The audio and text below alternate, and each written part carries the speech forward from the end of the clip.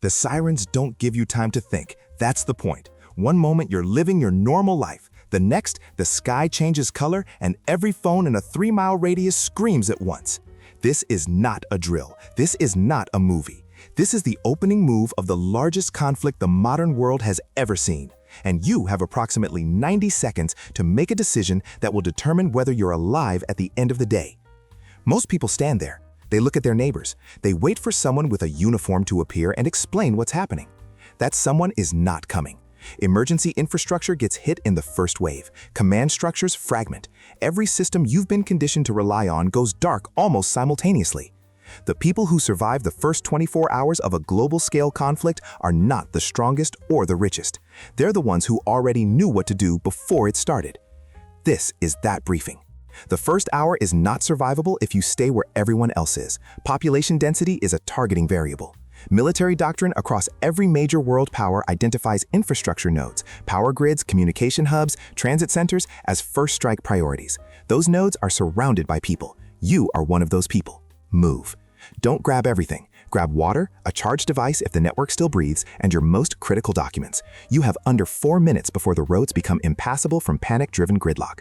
On foot is faster than a vehicle in the first 40 minutes of a major urban crisis. This is documented in every serious civil emergency study from the last 3 decades.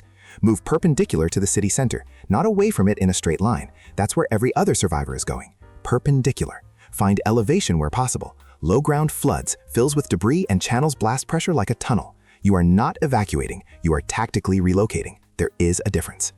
Your phone is lying to you right now. Not intentionally, it simply cannot handle what's happening. Cell towers prioritize government and military traffic under emergency protocols.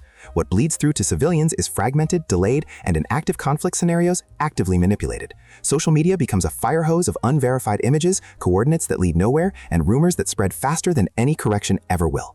Turn it off as an information source. Turn on a battery-powered AM/FM radio. AM frequencies carry further and degrade more slowly than digital signals under interference conditions. Emergency broadcast systems in most countries are hardwired to AM. That's not an accident. Tune to the lowest AM frequency your device picks up and wait.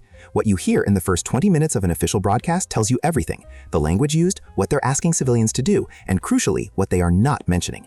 The gaps in official communication are where the real situation lives. Everyone panics about food. Wrong instinct. The human body can function for weeks without calories. It cannot function for more than 72 hours without water. And under physical stress, heat, and fear, that window collapses to under 48. Municipal water systems are among the first casualties of large-scale conflict. Pumping stations require electricity. Treatment facilities require stable supply chains. The moment the grid fractures, the taps run for a few hours on residual pressure and then stop. Fill everything you have the second you understand what's happening. Bathtubs, pots, every container available. Don't wait to confirm the situation. If you're wrong, you wasted 20 minutes. If you're right and you waited, you have nothing. Water from urban sources, standing puddles, ornamental fountains, flood runoff is biologically compromised. Boil it if you have heat. If you don't, 3 drops of unscented household bleach per liter. Wait 30 minutes. That's not folk wisdom. That's the CDC protocol. Not all shelter is equal. Most of it will get you killed faster than staying outside. Blast overpressure, the wall of compressed air that precedes and follows a large detonation, does not care about your walls. It travels through glass, drywall, and wooden framing like they don't exist. What stops it is mass, reinforced concrete, underground positioning, the lowest interior floor of a structurally dense building. You want to be below ground level if possible. Basements in reinforced concrete structures are the benchmark. If that's not available, interior rooms with no windows on the lowest floor.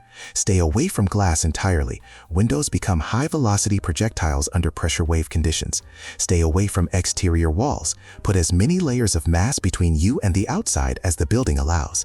The center of the building, low and interior, is where you position yourself, and you stay there. Movement during an active strike sequence is what kills people who survived the initial impact.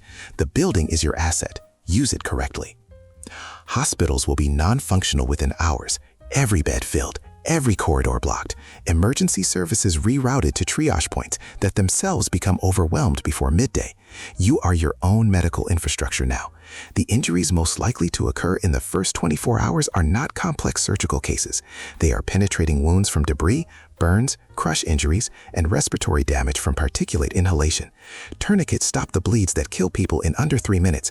Apply them high and tight, 2 inches above the wound, and don't loosen them once applied. Pack deep wounds with clean cloth and apply direct pressure for a minimum of 10 minutes without releasing. For smoke and particulate exposure, a wet cloth over the nose and mouth filters a meaningful percentage of coarse particles. It's not a respirator. It's the difference between functional lungs and not. Your kit needs tourniquets, gauze, an emergency blanket, and water purification. Everything else is secondary. Light is a broadcast signal.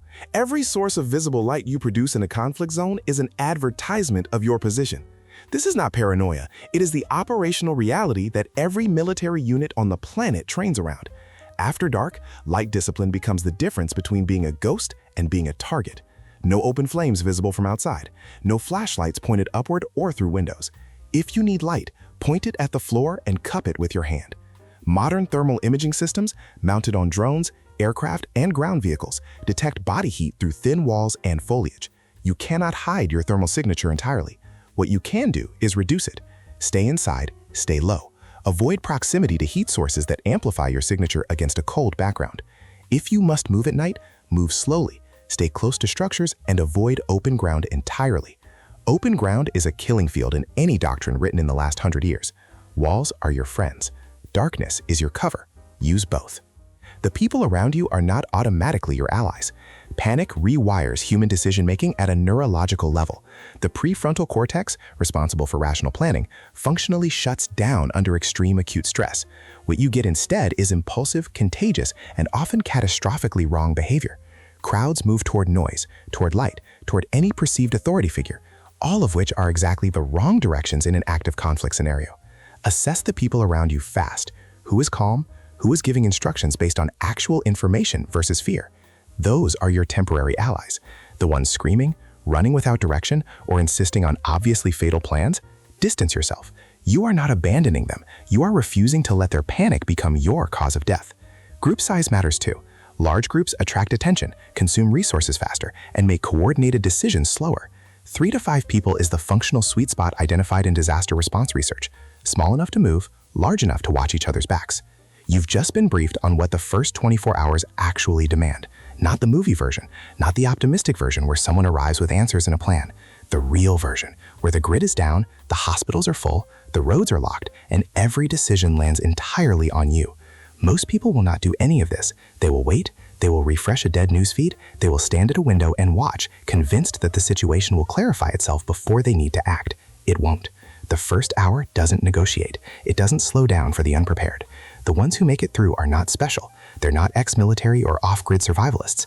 They're the ones who decided, before any of this started, that they were going to be the person with a plan. You just became that person. The clock started the moment you pressed play. The question now is whether you do something with what you know.